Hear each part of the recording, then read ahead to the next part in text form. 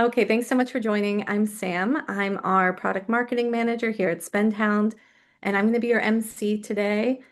Joining me are Jason and Zach. They lead our procurement expert team, and these two spend every day in the weeds of vendor pricing, benchmarking, and negotiations. So we wanted to give them the floor to really talk about what they're seeing out there. So for those of you who are already using SpendHound, we have a lot of great customers on the call. Thank you. Thanks for being here. This is meant to be a practical session, and hopefully you know these faces. And for anyone who's newer to SpendHound or just exploring the platform, welcome to you as well. This isn't a formal sales pitch by any means. We're just really giving a transparent look at the sourcing and renewal landscape. So a few housekeeping notes. We are recording this and we will send it along with some other resources tomorrow. And then drop any questions you have in the Q&A. We'll answer them live or follow up if we can't get to everything. All right, so here's what we're covering. We'll start with what's shifted in SaaS and AI renewals over the past 12 to 18 months. Jason and Zach are going to set the table for us there. And then we'll get into why benchmarking alone isn't enough and how the PE team actually works and a real customer example. And then we'll close with a quick look at the 4 ways that SpendHound really supports this whole process, and we'll open it up for Q&A. So let's get started with what's changed. All right, so this Awesome. slide really captured, yeah, go ahead, Zach. I was just gonna tee you up, Thanks, and Sam. if you Yeah, could talk about the appreciate the slide, intro. that'd be But yeah, great. excited to kind of talk about some of the trends we've been seeing in the last couple of years in the SaaS space, which is, of course, rapidly evolved to include the AI space over the last several years as well. So, kind of three key trends we're seeing. Number one, vendors are being more aggressive on price increases year over year. We find this is particularly true in well entrenched and quote unquote sticky vendors like your Googles, your Microsofts, your Salesforces. We're seeing price increases coming from vendors like this on a very routine basis. Google increased their prices by 20-25% last year, in a similar situation with Microsoft this year. Salesforce, you can basically set your watch to a 9% price increase every time you come up for renewal with them. So something that we're seeing more and more consistently, and at a higher clip across those stickier, more entrenched vendors. The other big trend we've seen recently is AI add-ons, and really not just AI add-ons, but this sort of concept of forced bundling, where historically you've been able to sort of pick and choose which offerings from a supplier you want as part of your contract. A lot of times now they're sort of herded into 3 or 4 more comprehensive bundles where you're getting more product. Some of it you want, some of it you don't, and the price is sort of increasing along the way, which has been something that's caused issues for some of our customers. And then finally, really just like the tactics, the landscape is shifting a little bit as these deals become a little bit more uh, tricky to navigate with some of that increased pricing from vendors and the bundling that's being included. And of course, we've seen some of the underlying problems that have been consistent for the last couple of years, and what we try to help our customers with. Number one is the lack of visibility into what other companies are paying for any given product or offering from a supplier, as well as in the last couple of years, AI pricing models that are either unclear or rapidly changing from year to year or month to month sometimes with different suppliers, as well as newer AI companies sort of popping up day to day, week to week, with different pricing models that are challenging sometimes to navigate and fully understand. And then obviously all of that underlines sometimes that you might not have somebody in-house who's focused on this all day, every day. Oftentimes finance and IT folks are trying to balance this with the rest of the requirements of their job, which can be quite difficult to manage, from a time management perspective. Thanks, Zach. Question is AI pricing specifically, you mentioned, and I know that's what a lot of our attendees are interested in and trying to solve for. Do you have a sense or a perspective of what's making it so hard right now? Is it the kind of consumption-based modeling? Is it the bundling pressure? Like, what are you seeing there? It's a little bit of all of that from what we've seen. I think the consumption-based pricing is definitely part of it. I think those contracts, they're not necessarily that hard to understand from a structural point of view, but they're very hard to forecast what your usage is going to be, especially if we compare this to a more legacy per seat model, right? Where you knew with a relative degree of certainty how many employees you were going to have using a given tool, how many API calls or tokens or credits are consumed is a lot harder to project. And it's also hard to tell how those AI companies overlap with some of your existing suppliers or the underlying model providers themselves that you might have agreements with. So I think that consumption part is definitely part of it. And again, yeah, that projecting costs and predicting costs is a lot trickier in that world than it historically has been with seat-based providers. Yeah, thank you. A question came through the chat too. You said that Google is increasing their pricing by up to 25%. Does that include AI features like Gemini, or is that just their standard product like Google Workspace? Yeah, that was the big change they made last year. They basically bundled Gemini into all Google Workspace agreements, where previously you could buy it if you wanted to, and you could not if you didn't want to. They basically bundled that in, whether you wanted it or not, and then used that as the primary quote unquote explanation for why prices were going up in that 20 to 25% range, depending on what specific plan you were on and whether you'd been on a long-term contract or not. So that did include Gemini, which was helpful for some folks who were evaluating it already. But other folks who had already, signed on with, say, an OpenAI or an Anthropic, kind of viewed that as sort of a forced price increase that they didn't necessarily get something they were super interested in as a return. Yeah, that's tricky. Uh, Another question just came through. If you don't mind, we'll just start answering some live before we move on to the next slide. But Sure. someone asked, are we looking at any standard pricing structure or formation around tokens and utilization? And how are they measuring the consumption of token? As for the users, it's very hard to measure. Yeah, I think that's kind of one of the challenges, right? Is there's no 100% standard definition of what a token is.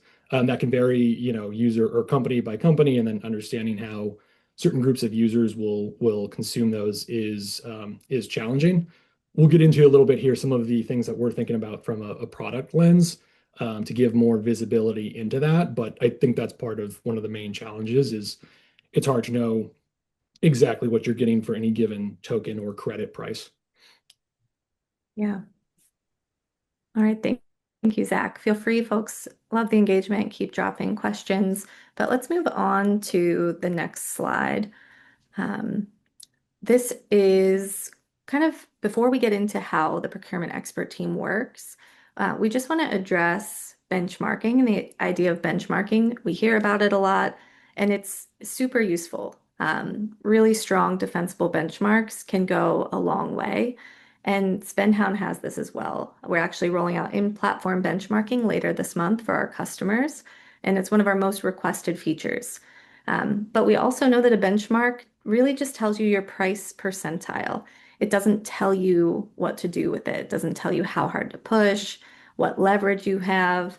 And a lot of tools, a lot of other vendors kind of treat this data as the beginning of, or I'm sorry, the end point of the conversation. But SpendHound, Zach, and Jason really treat it as the beginning of the conversation. So, Jason, can you talk to us a little bit about traditional benchmarking versus SpendHound benchmarking and where your team comes in? Yeah, absolutely. Thanks, Sam.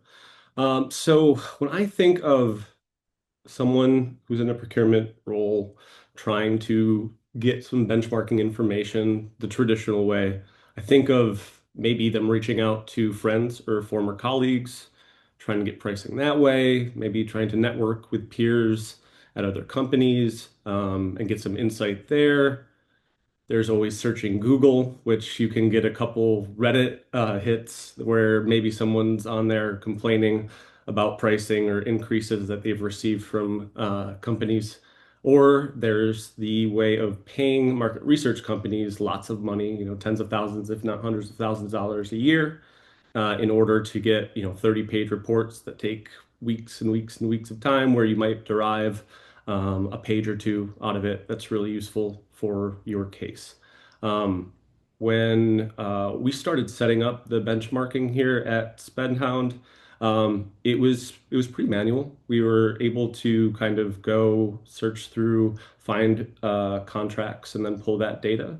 But it took a long time, and we wanted to fix that.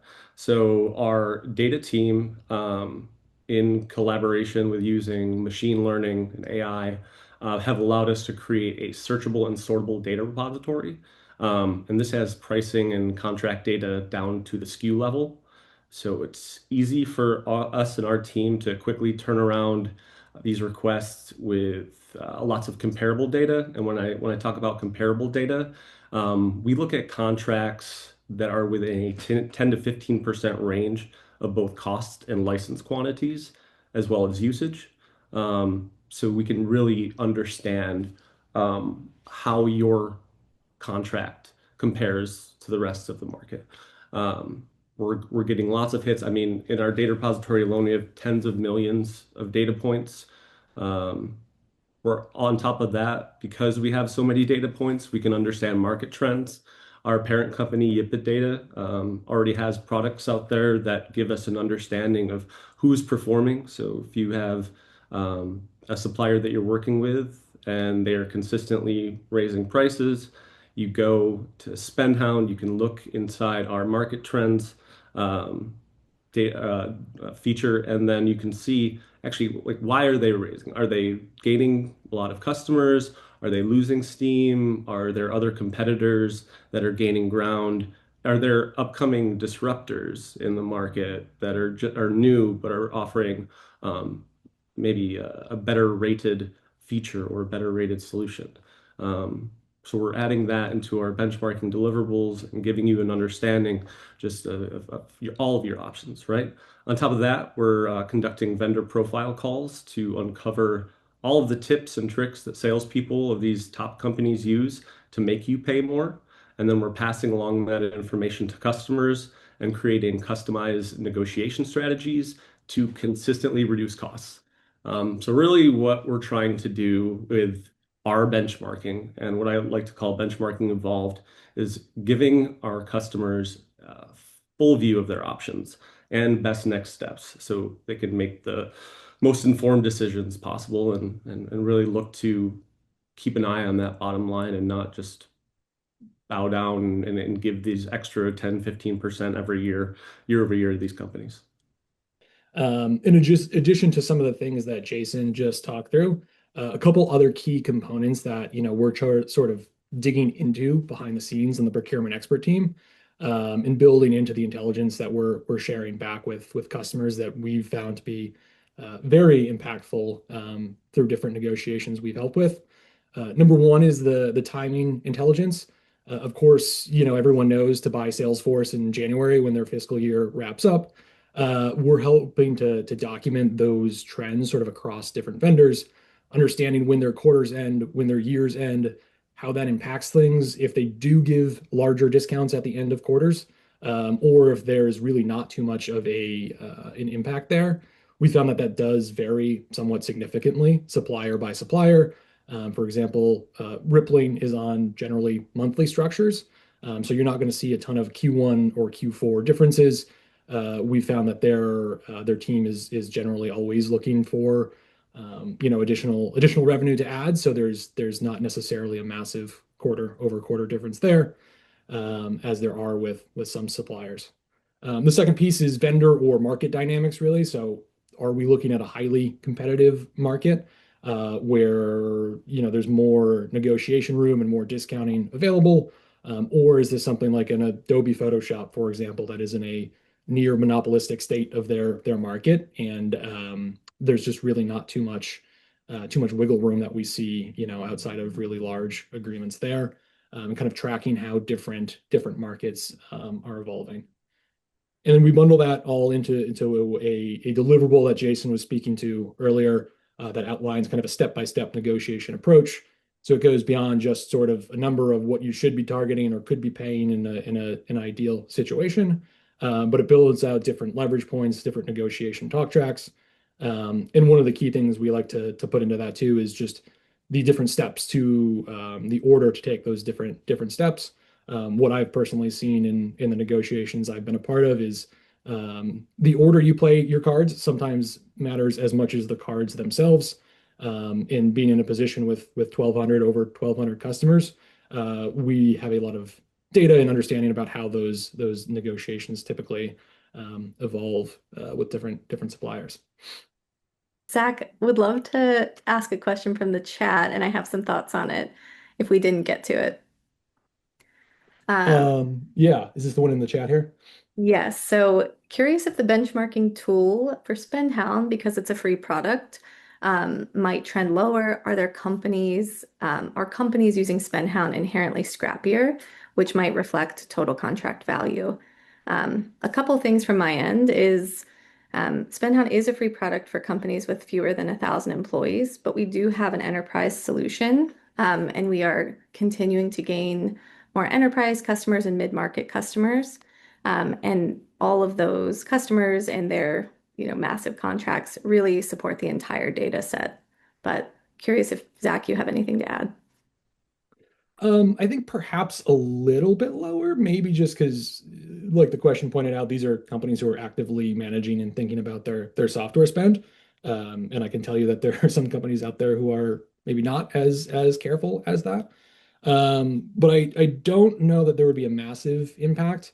Um, Also, just thinking because we see a lot of historical agreements from like before folks joined with SpendHound. So given the sheer volume of customers and panelists we have at this point, I think it's a relatively accurate representation.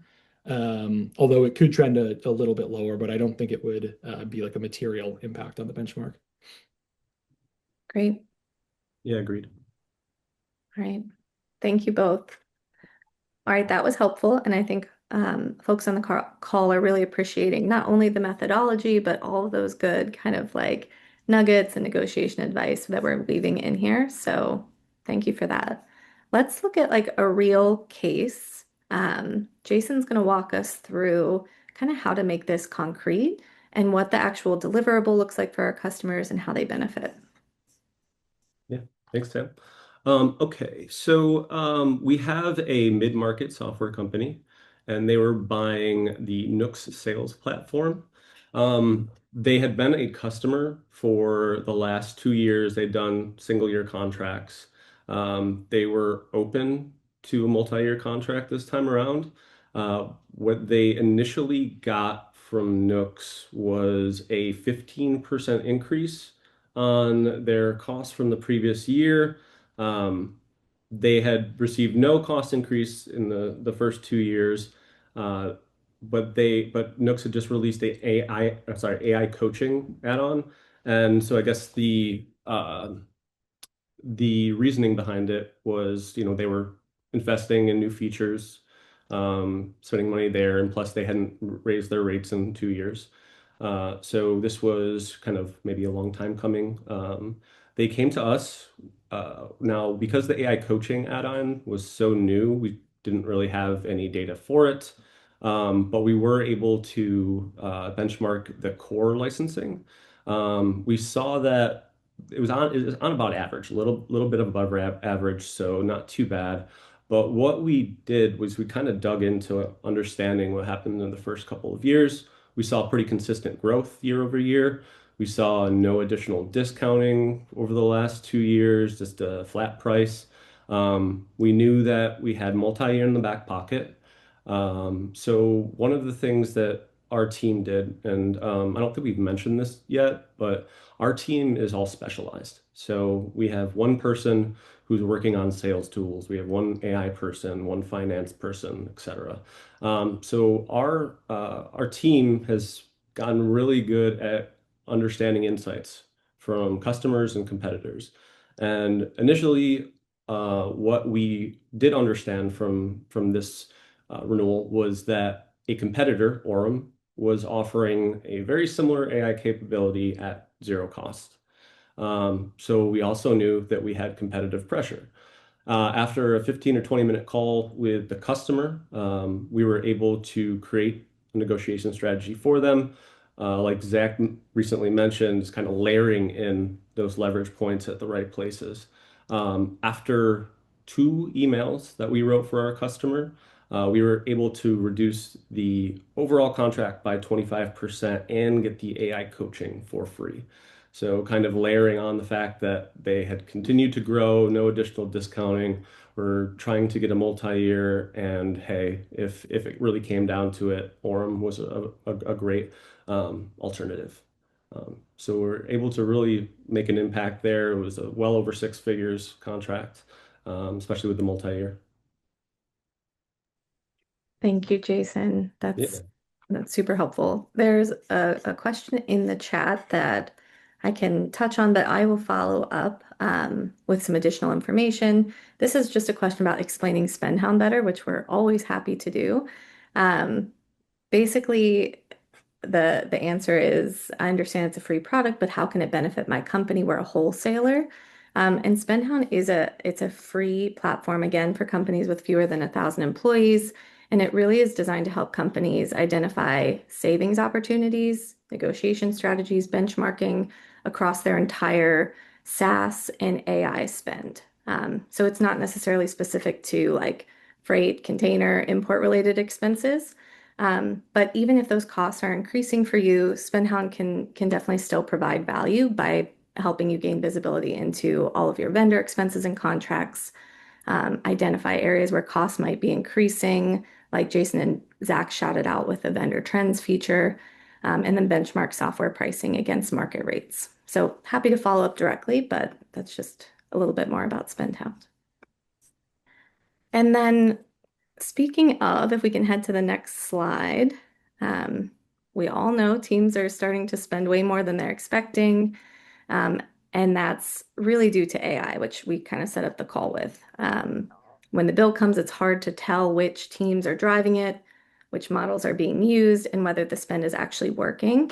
And SpendHound's actively building something to fix that. So AI spend visibility, which is coming up soon, gives you a consolidated view of your OpenAI spend. Anthropic is on the list next inside SpendHound. So you'll get month over month trends, projected spend, spend by model, and a breakdown by workspace, API key, and top users. So we're really excited to roll this out in the coming months. Zach, wondering if you could speak to this a bit more and how it might impact our customers. Yeah, I think well, two exciting things here. Number one, we'll be able to track this usage in essentially near real time. One thing we've heard from some customers is that basically they are sometimes surprised when their monthly OpenAI or Anthropic invoice comes. This will help kind of get them a little bit ahead of that and catch any unintended spikes in usage before things are too late. And the second thing that I'm selfishly sort of excited for is the ability to aggregate this information and help see how like market share is evolving between, say, an OpenAI or an Anthropic, as well as even like model by model usage to see how those trends change, month over month, quarter over quarter, especially when new models are released and everyone's kind of wondering, are they being used? Are they valuable? Things like that. So some exciting stuff coming here as we roll this out. Thank you. One of the things you shared with me as we were kind of talking through this webinar that was interesting was one of the worst mistakes that companies can make is overcommitting to one vendor. Can you talk a little bit more about that? Yeah, I think what we've seen, and we're certainly not the only folks who've seen this over the last, couple months, years, is the models keep kind of leapfrogging each other, right? So every time OpenAI, Anthropic, Gemini comes out with their latest and greatest, it generally offers some advancements over the other tools in the market. So one of the things we've sort of been working with customers to understand is, maybe your API usage is projected at whatever 400K for the next year.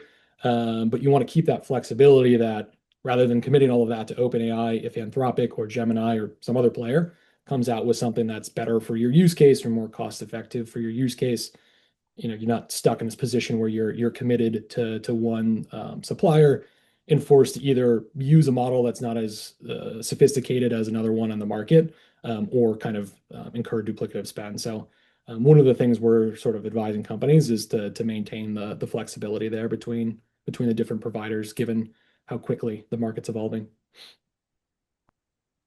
Yeah, and good note in the chat there from Jason.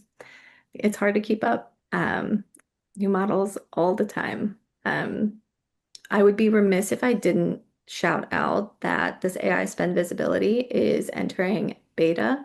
So if any customers on the call would love to get a handle on their AI spend and want to be part of the future of this model, which is developing really, really quickly, feel free to reach out. We would love to invite you to the beta program. But if we head to the next slide here, this is kind of a look at how to engage with the procurement expert team. So now that you've heard from Zach and Jason, for our customers on the call, how would you open a PE case? You would log in, sorry, you would log into SpendHound, you would open a case from your vendor page or the PE tab. We have a number of spots in the platform you've probably seen, like talk to an expert. That's these folks. Share the vendor, the renewal date, and the current contract value. And then the team will follow up with you within 1 business day. And then a benchmark and analysis package is delivered in 1 to 2 business days. So similar to what Jason walked us through as far as the delivery. And just to be clear, like this continues to blow my mind. This is a free service that's part of our platform. Again, for companies with fewer than 1,000 people, you should be using this all the time. This team is a wonderful team and has so many insights that they can provide as you think about new purchases or renewals. Anything else you would add, Jason or Zach? If you don't want to go into the platform and you just want to send a note to your CS rep, they'll open up a case for you. Or adversely, if you've done cases with us before and you just want to reach out to the PE, we can also get you help that way.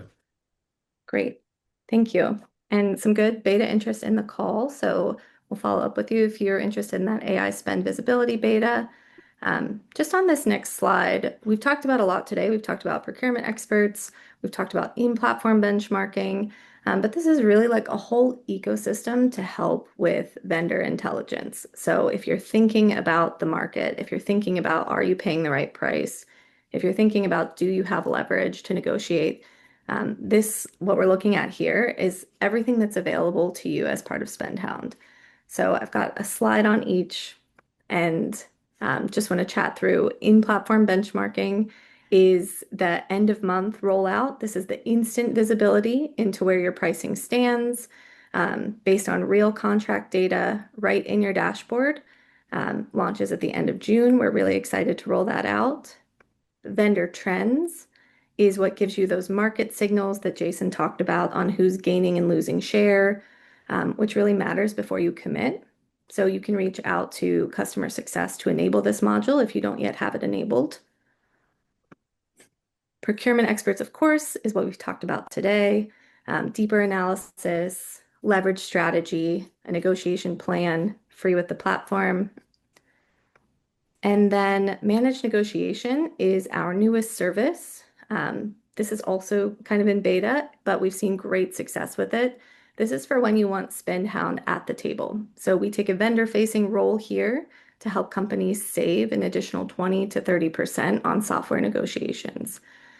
So think about this as like things that you don't have time to negotiate, or you feel like you got it as far as you could, and you want SpendHound to show up with all that great data and negotiation leverage. We can support with this managed negotiation service. Definitely one to consider if you have an upcoming renewal and you know, based on what you're seeing in the platform, based on what you're hearing from the procurement experts, that you can get a much better deal.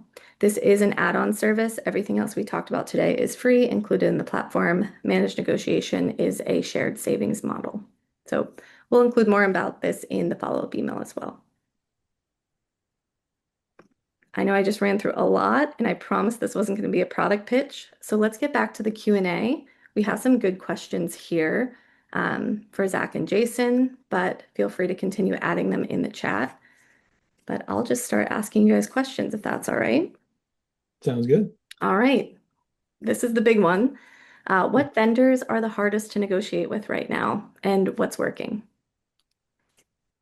Jason, you want to take that one? Yeah, sure. Just giving it a thought. Uh, I would say that you're always going to have issues with very, very sticky solutions. So you're always going to have issues negotiating with the top suppliers. So you look at Salesforce, Google, Microsoft. They're going to continue raising rates probably year over year. You're going to see different bundling. We've seen a lot of like product name changes or breaking products up into multiple SKUs in order to increase costs, and then having to go back and really negotiate hard against that. Um, I think that if we're looking at AI, you're going to continue seeing changes in pricing. You've already seen in the last couple of years, we've gone from user-based to usage-based, and that's going to continue to evolve. I don't think we're done with evolving there. The costs of um, keeping these AI models up and running are getting more and more every day. So expect that to cut margins in the companies that are creating them. And also, you're going to see that reflected in the bottom line of your contracts. So keeping diligent, understanding your spend, understanding your budgets, and understanding the marketplace is going to be very important. And that's how you're going to want to go into negotiations, very prepared. Um, I would say that, the easiest way to negotiate is buy new because everyone loves a new logo. But that's not always an option. These applications and these solutions get ingrained and everyone's used to using them. Change management is hard, especially if it's affecting a large group of employees. So I would say yes. Yes, let's see here, Anthony. Salesforce Monday. Yes, Monday continues to increase prices. I think they've had some of the higher price increases over the last 5 years. Atlassian, sure. Um, yes, any that you can't pick up your ball and go play another playground. Exactly. Your sticky stuff. So things that you cannot just rip and replace. You're talking about 6 to 8 to 12 months of migration, right? Those are always going to be the most difficult. And really trying to go in, understanding what your leverage is, understanding what you can and cannot do, not bluffing too much, especially, if, oh, we're gonna switch providers. It's like, really? Well, you have 3 months before your renewal. We know you're not going to switch providers. So just trying to build rapport and work with your account manager and or salesperson.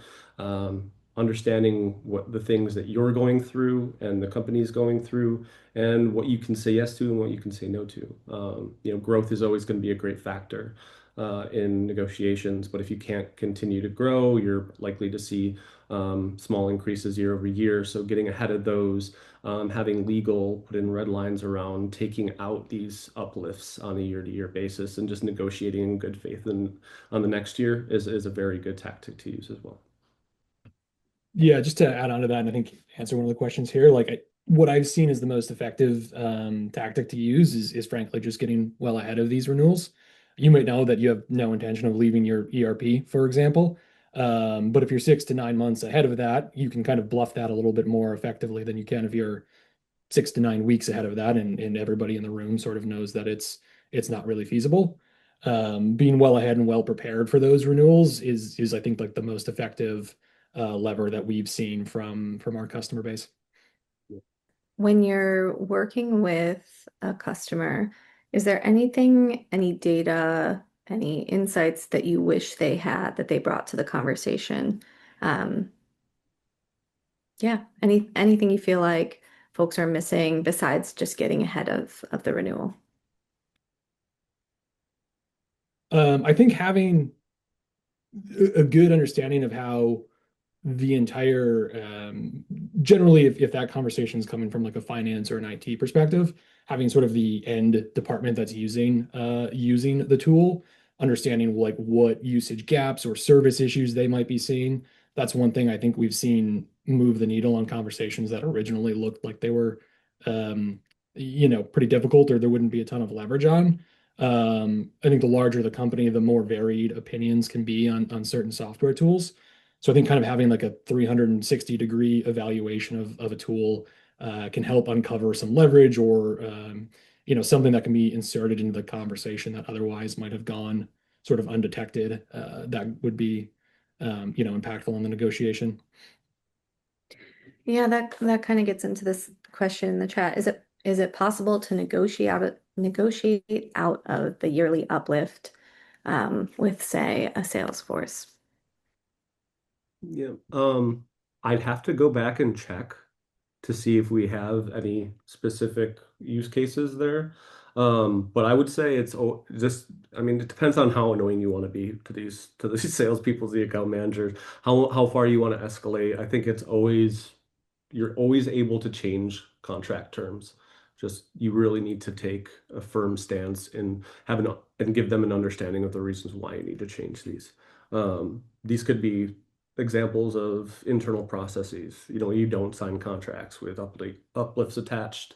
Um, Same thing with Anthony's question or statement. They know they can't, or sometimes they can't generate quotes or terms until 2 to 3 months before renewal. That's what they tell you because they want to get you into that zone where you're just not able to move and pricing uncertainty is a real thing. So it depends on how annoying, I guess, lack of a better word, or how persistent you want to be, right, with getting these changes done.